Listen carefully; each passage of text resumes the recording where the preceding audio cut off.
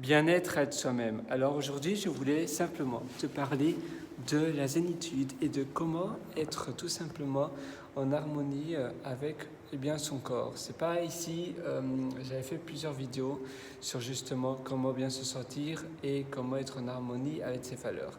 Cette fois-ci, je voulais vraiment te faire une petite session sur l'harmonie de ton corps. C'est-à-dire parfois, tu sais pas trop pourquoi, mais en réalité, tu te sens pas très bien dans ta peau. Et c'est malheureusement souvent lié à une mauvaise perception de ses défauts. Ça veut dire qu'en réalité, on n'a pas de défauts, mais on attache de l'importance sur certaines parties de notre corps et on voit plus que ça et on associe cela à quelque chose de pas bien, quelque chose qui nous rend pas bien dans notre peau, qui nous donne du mal-être. Et c'est un problème assez récurrent et malheureusement, ça nous empêche de passer à l'action, de faire des choses, d'oser, de faire des choses qui sont souvent tout à fait normales pour d'autres personnes, mais pas pour toi, pas pour nous, parce que, on est tout simplement on est obsédé par certains défauts et on voit plus que ces défauts-là. Et on a du mal à les oublier et c'est simplement l'interprétation, la vision que l'on a envers nos défauts. Donc en réalité, il n'y a pas de problème, mais c'est simplement que la manière dont on interprète nos défauts de nous-mêmes est souvent erronée, ou souvent c'est simplement on a une image idéale de la manière dont on voudrait être et on ne se sent pas dans le moule, c'est-à-dire on ne se sent pas, on n'est pas formaté de la même manière, on n'est pas exactement comme l'image sociale que les personnes veulent de nous. Et en réalité, non, on est tous différents, et bien heureusement. Et il faut simplement essayer d'oublier et de vous focaliser sur d'autres choses, d'autres parties de votre corps ou bien de vous, et d'essayer de simplement gommer cette perception que vous avez, la mauvaise perception que vous avez envers votre corps. Pour faire cela, vous allez simplement essayer de penser à d'autres choses, d'essayer d'éliminer ce défaut en oubliant complètement cette partie-là de votre corps ou la partie dont vous appréciez pas vraiment. Parce qu'en réalité, il n'y a pas de défaut. C'est simplement la manière dont on voit ce défaut qui devient un défaut. Parfois, on est simplement focalisé sur une toute petite partie de notre corps et on ne voit plus que ça. Mais si vous allez de l'avant et si vous pensez tout à fait différemment, de toute façon, ce que vous voyez, c'est devant vous et ce n'est pas vous. Et en réalité, si vous supportez bien ces défauts-là et si vous essayez de les transformer en avantage, ça veut dire, je ne sais pas, imaginons, je suis obèse et j'ai du mal à marcher. Bien, peut-être c'est un avantage aussi, je vais peut-être paraître plus fort, etc. Je devrais maigrir parce que ce n'est pas bon pour ma santé à long terme, mais si je suis comme ça, je vais essayer de l'assumer à 3000% et je vais essayer que ça fasse partie intégrale de mon caractère, de mon charisme. Vous allez finalement vous créer un personnage autour de cela. Et ça va vraiment vous caractériser. Par exemple, moi, je suis toujours habillé de la même manière et ça fait partie de mon personnage. Et je l'assume complètement. Il y a des personnes qui pensent que j'ai qu'une seule chemise. Et, pourtant, j'ai 5 mêmes chemises et 3 mêmes shorts.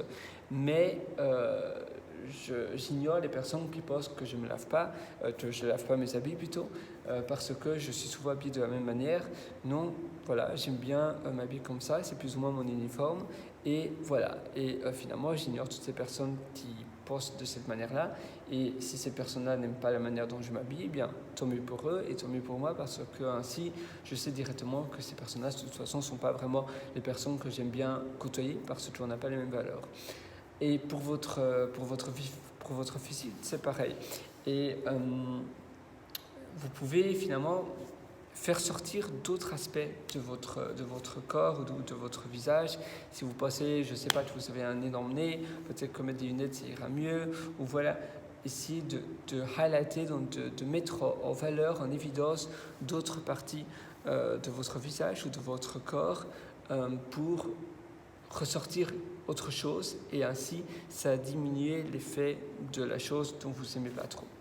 Si vous êtes peut-être trop petit, que vous vous sentez assez petit, parfois les personnes mettent alors, si vous êtes une fille par exemple, si tu es une fille, tu vas mettre des chaussures à talons peut-être, même si ça te fait mal aux pieds, mais non, c'est pas finalement une meilleure manière d'arranger les choses. Assume-le simplement et crée-toi, voilà.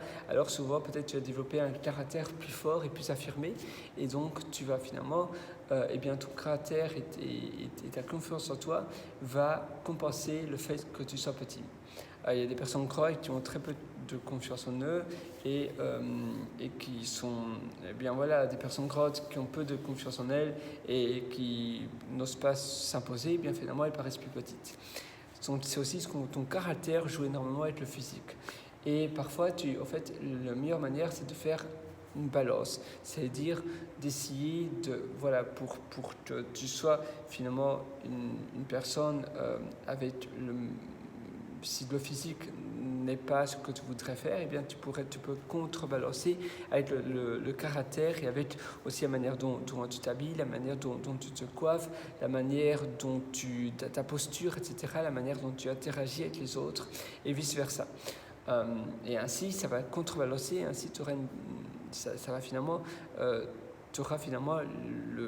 la manière, le physique que tu voudras, simplement contrebalançant avec ton caractère, ta posture, ta manière de t'habiller, ta manière, eh bien, voilà, si tu es sûr de toi, etc. Une personne grande, mais qui se tient comme ça, toute frêle, eh bien, ça sert à rien d'être grand.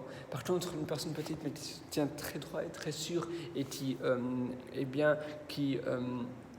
assume tout à fait sa grandeur et sa taille, eh bien, ça passe beaucoup mieux et ça va tout simplement ouvrir les limites de l'impossible.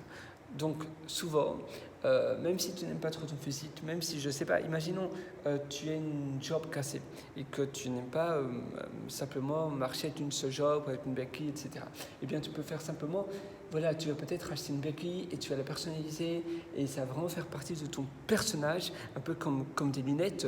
Il y a des personnes qui n'aiment pas les lunettes, mais si elles s'approprient tout à fait ces lunettes à elles, maintenant de nos jours on peut même personnaliser ses propres lunettes, acheter des lunettes en bois, etc. Et vraiment que ce soit ses propres lunettes et que ça fasse partie intégrale de notre personne et de notre valeur et de notre caractère.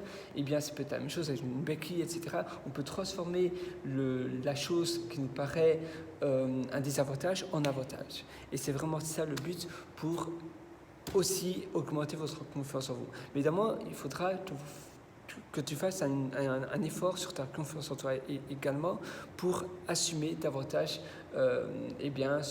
ce défaut. Si tu as un défaut et que tu ne l'assumes pas du tout, eh bien ce défaut sera perçu parce que les personnes vont voir qu'il y a quelque chose qui ne va pas.